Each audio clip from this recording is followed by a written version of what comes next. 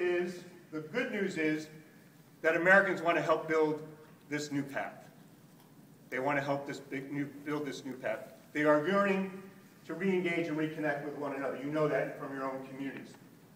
And the good news is that we are builders, we Americans. It's part of our DNA. It's part of our character. It's part of this country's great history. After all, the American Revolution was about building a new country. We had to rebuild the country after the Civil War.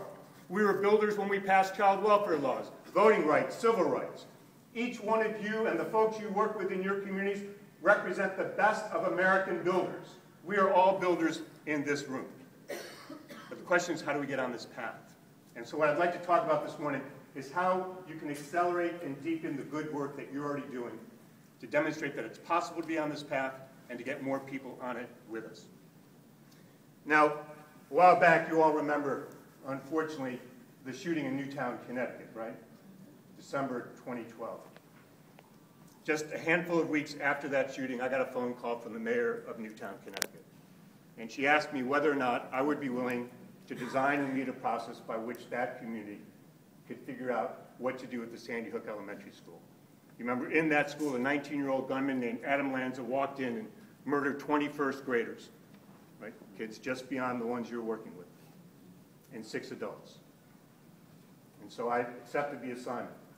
The mayor had put together a task force of 28 elected officials from 4 different governing boards who were all rivals. This was a recipe for political posturing and grandstanding and people pursuing their own agendas at the cost of a common agenda. Every Friday night we met for a couple months in the city chamber room and was covered by the Wall Street Journal, the New York Times. All the major news stations from New York City had their cameras there and their microphones from the radio stations. On the 4th meeting, I had announced that we were about to make a decision about what to do with the school. But what I had realized in working in this process is this really wasn't about a school building, right?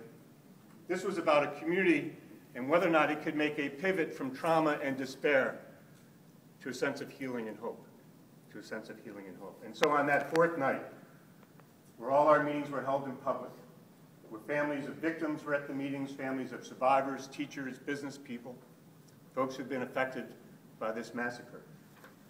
Hundreds of people lined the room that night.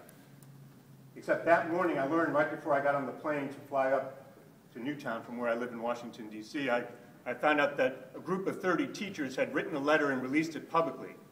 30 teachers from Sandy Hook who said, "We will never go back to that school. We will never go back to that site."